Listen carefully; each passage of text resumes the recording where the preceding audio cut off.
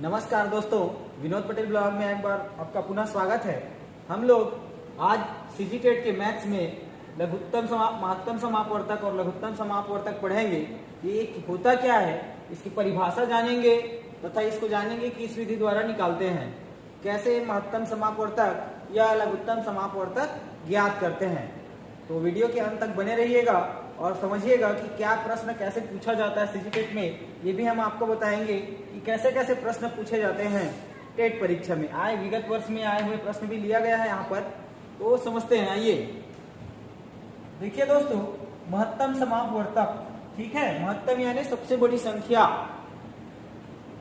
इसको अपवर्तक भी बोलते हैं। क्या बोलते हैं? अपवर्तक। इसका शॉर्ट फॉर्म होता है अपवर्तक, ठीक है।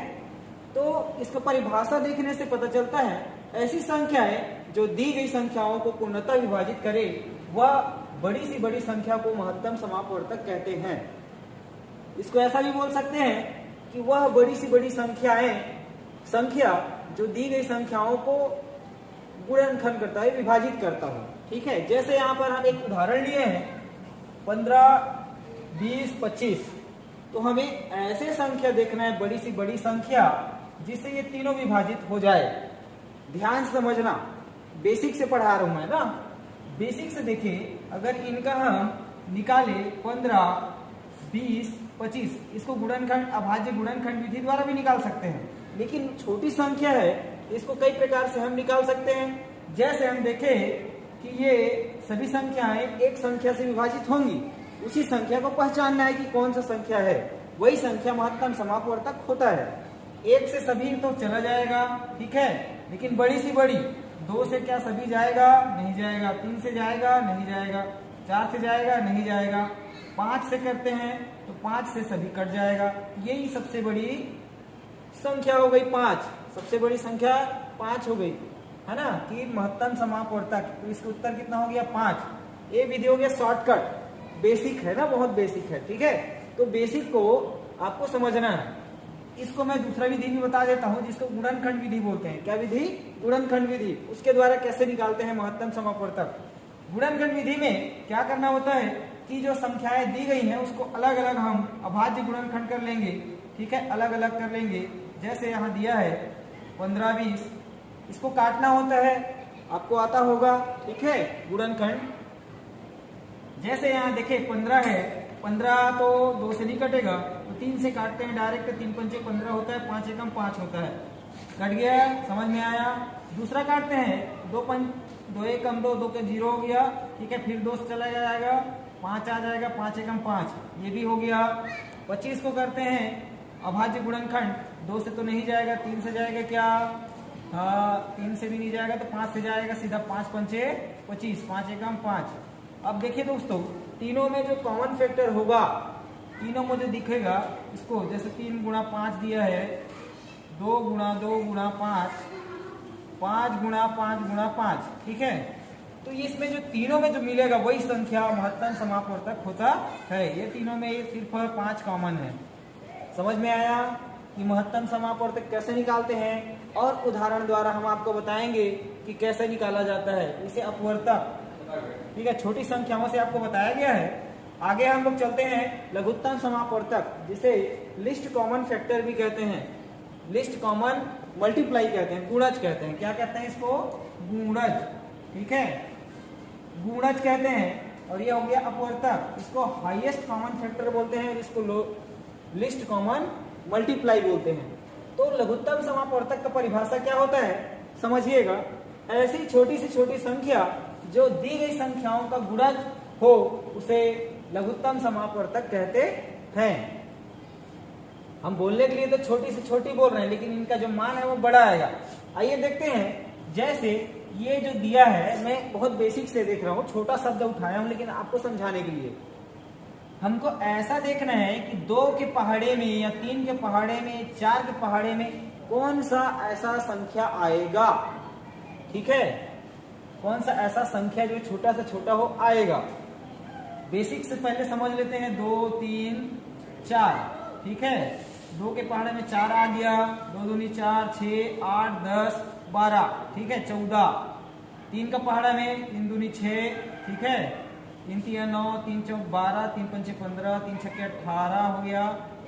ठीक, ये हो गया। 4 के पहाड़े में 4 एकम 4, 4 दूनी 8 आ गया सीधा डायरेक्ट 8, 4 तिया 12, 4 चौक 16, 4 पंचे 20। बहुत बेसिक है ना भाई, समझाने के लिए पढ़ा रहा हूँ इसलिए आप समझेंगे।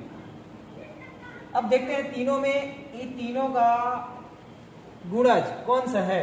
देखें 4 है क्या तीनों में, नहीं है। 6 है तीनों में, इसमें नहीं है। 8 है क्या, इसमें तो नहीं है। 10 है, ये भी नहीं है। 12 एक ऐसा संख्या है जो तीनों में कॉमन है। 12 एक ऐसा संख्या है जो तीनों में कॉमन है। तो बड़ी सी बड़ी संख्या जो हमको मिला है वो 12 है, अतः इसका लसा कितना हो गया, 12। ठीक है, समझ में आ गया।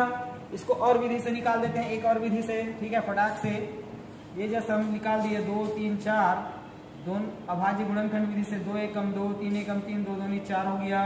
2 से 1 कटेगा, 3 3 रहेगा, 1 आ जाएगा, 3 3 एकम 3, 2 दूनी 4, 4 तिया 12।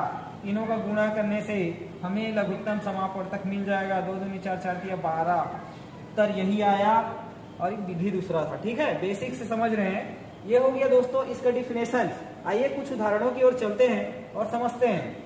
ठीक है, ज्ञात करने की विधि। ज्ञात करने की मुख्यतः 2 विधि होती है, भाग विधि और गुणनखंड विधि। आपको उत्तर से मतलब है विधि कोई सा भी हो, तो आप गुणनखंड विधि से हल कर सकते हैं या भाग विधि से। जो बड़ी संख्याएं होती है उनको भाग विधि से करते हैं और जो छोटी संख्या होती है उसे गुणनखंड विधि से। आपको सीजी टेट में सिर्फ यही पूछा जाएगा कि महत्तम क्या होता है, लघुत्तम क्या होता है और उसको ज्ञात करने की विधियां क्या होती है, और छोटा छोटा शब्द विधियां रहेगा उनको हल करना रहेगा। जैसे हम इसका सा ज्ञात करें तो बताया कि मैं ऐसी संख्या ढूंढना है जो तीनों को विभाजित कर दे। 5 कर सकता है क्या, 6 कर सकता है क्या, 8 कर सकता है क्या, 10 कर सकता है क्या, इसको ढूंढना है। देखते हैं, गुणनखंड विधि से इसको हल कर रहे हैं। देखिए 24 है, 30 है, 42 है। गुणनखंड विधि से आप कर सकते हो, डायरेक्ट कर सकते हो, कोई दिक्कत नहीं है, या फिर अलग अलग भी कर सकते हैं। इसको अलग अलग करके देखते हैं। 30 है, अच्छा 24 पहले है, 24 है, 30 है, 42 है। ये सभी को हम अलग अलग कर लेते हैं। ध्यान से देखिएगा, स्पीड थोड़ा ज्यादा है। 2 का पहाड़ा से कट जाएगा, ये है ना 12 हो जाएगा। 2 से ये भी कट जाएगा, 6 हो जाएगा। 3 से कटेगा, अच्छा 2 से कट जाएगा, 3 हो जाएगा। 3 एकम 3, 2 से कट जाएगा, 15 हो गया। 3 से कटेगा, 5 हो गया। 5 एकम 5। ठीक है, कटाना भी आना चाहिए तब ये बनेगा भाई गुणनखंड, है ना। ये हो गया 42। इसमें क्या करना पड़ेगा, 2 से कटेगा, 21 हो गया। 21 2 से कटेगा ही नहीं, तो कितना से लेंगे, 3 से। 3 7 21 होता है, 7 एकम 7 होता है। अब इसमें भी कॉमन फैक्टर देखना है, कौन कौन से कॉमन है, जोड़ी बनाना है। ठीक है, 2 गुणा 2 गुणा 2 गुणा 3, ये हो गया इसका। 2 गुणा 3 गुणा 5, ये हो गया इसका। 2 गुणा 3 गुणा 7।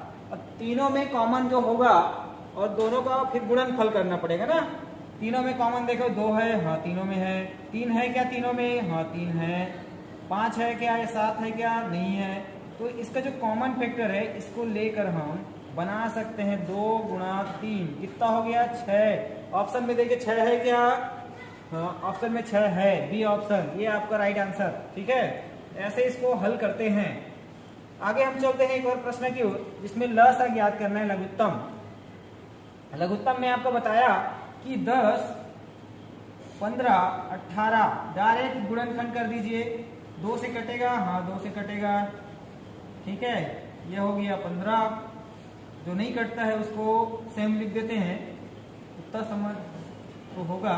3 3 तिया 9, 3 पंचे 15, 5 हो गया। ठीक है, 5, अच्छा 3 से पहले कटेगा, 3 एकम 3, 5 फिर हो जाएगा, 5 एकम 5, ये कट गया। इतना को गुणा कर देना है, इसका उत्तर निकल जाएगा। इतना को गुणा करने से इसका उत्तर निकल जाएगा, देखिए गुणा करके। ठीक है, 2 तिया 6 और 6 तिया 18। ठीक है, 2 तिया 6, 6 तिया 18, 18 पंचे 90। ये आपका देखिए ऑप्शन में 90 है। 60 70 80 90, ये आपका उत्तर। ठीक है, निकालना सीखेंगे, प्रैक्टिस करेंगे तब आप हल कर पाएंगे भाई, है ना। ठीक है, आगे एक जो मोस्ट इंपॉर्टेंट है और जो पिछले जो टेट एग्जाम है उसमें पूछा गया था मेन, है ना। 2 संख्याओं का लसा 225 है। लसा यानी लघुत्तम समाप तथा म सा 5 है। यदि एक संख्या 25 है तो दूसरी संख्या क्या होगी? डायरेक्ट फार्मूला आपको बता रहा हूं, फार्मूला लगाइएगा, जल्दी से बन जाएगा। दूसरी संख्या में क्या करना है? ज्ञात करना है। दूसरी संख्या ज्ञात करना है तो क्या करेंगे आप? हम क्या करेंगे कि ल सा और म सा को गुणा, क्या होता है? ल अधिकतम समापवर्तक और महत्तम समापवर्तक का गुणा कर देंगे ऊपर में, नीचे में हम पहली संख्या लिख देंगे। पहली संख्या, ये सूत्र है, इसे याद रखेंगे। अब हम इसको हल करते हैं, कैसा होगा? तो ल सा कितना है? 225 लिख देते हैं, 225, ठीक है। अच्छा 225 है ना, 55 नहीं, 225 गुणा म सा कितना है? 5 है। पहली संख्या कितनी है? 25 है, दिख रहा है? ध्यान से देखिए, हल ऐसे ही किया जाएगा, ठीक है। इसको मैं यहीं से काट देता हूं, बोलेंगे तो काट देता हूं, ठीक है। 5 एकम 5, 5 पंचे 25 हो गया। 5 एकम 5, 5 पंचे 25, 5 से इसको काटना है, काट दिया जाए, ठीक है। 5 एकम 5 और 5 चौक 20 हो गया, और ये बचा कितना? 25, 5 पंचे 25, इसका उत्तर 45 हुआ। सरल विधि से बता रहा हूं अभी। इसका गुणा किए तो कितना हुआ? 225। 225 को सीधा सीधा भाग देने से आप ऐसा भी भाग दे सकते हैं। अगर घटाना नहीं आता है तो बेसिक से मैं समझ सकता हूँ, टेट परीक्षा जो दिला रहे हैं वो गणित से बहुत डरते हैं, इसलिए बहुत बार फेल भी होते हैं। तो डरना नहीं है सबसे पहली बात, ठीक है। हिम्मत दिखाना है थोड़ा सा, फिर बिल्कुल ही आप हर जो सवाल है उसको हल कर सकते हैं, ठीक है। घटाना नहीं आता तो आप ऐसा कर सकते हैं, 5 का पहाड़ा ऐसे पढ़े कि 20 से अधिक ना हो, तो 5 चौक 20 ही होता है ना, 22 से अधिक ना हो, 20 हो गया, 25 बचा। 5 का ऐसा पहाड़ा पढ़ो कि 25 आना चाहिए, 5 पंचे 25, ये 45 ऑप्शन में दिख रहा है क्या? हाँ है, ठीक है। ये नहीं है, ये नहीं है, 45। ये पूछा गया, रिपीटेड क्वेश्चन है, टेट परीक्षा में पूछा गया प्रश्न है, ठीक है। पिछले वर्ष पूछा गया प्रश्न है। इसी में एक और देखते हैं कि अगर हम, चलो भाई इसी में प्रश्न को हम उल्टा कर देते हैं, ठीक है। प्रश्न को उल्टा कर देते हैं। ल सा और म सा कितना है? 225, ठीक है। 225 गुणा 5, ठीक है। और फिर इसका है दूसरी संख्या, हम पहली संख्या ले लेते हैं। पहली संख्या ज्ञात करना, क्या करना है? पहली संख्या ज्ञात करने से क्या होता है? दूसरी संख्या हमें कितना है ये बता दें। दूसरी संख्या कितना है? 45 है, अभी जो ज्ञात किए थे। 225 गुणा 5 45, ठीक है। 225 गुणा 5 45, 5 एकम 5 और ये हो जाएगा 5 नहीं है 45, 9 से कट गया। 225 को 9 से भाग देने से कितना होगा? 9 दूनी 18 हो जाएगा। बचा कितना? 4 बच गया, 45, 9 पंचे 45। देखो ये जो संख्या है ये था, पहली संख्या था, हम इसको पहली संख्या समझ के निकाले हैं। दूसरी संख्या, पहली संख्या ज्ञात किए हैं तो कितना हो गया? 25 आ गया। दूसरी संख्या हम कितना निकाले थे? 45। 45 को हम लोग रख दिए नीचे, ठीक है। तो ऐसा है दोस्तों, ये जो प्रश्न है आईएमपी है, ऐसे प्रश्नों को जो टेट में पूछा भी गया है, तो इन प्रश्नों का आप हल करिए, ठीक है। और मेरे चैनल में नए हैं तो चैनल को सब्सक्राइब करिए, जिससे कि मेरा जो वीडियो है आप तक पहुंच सके। धन्यवाद।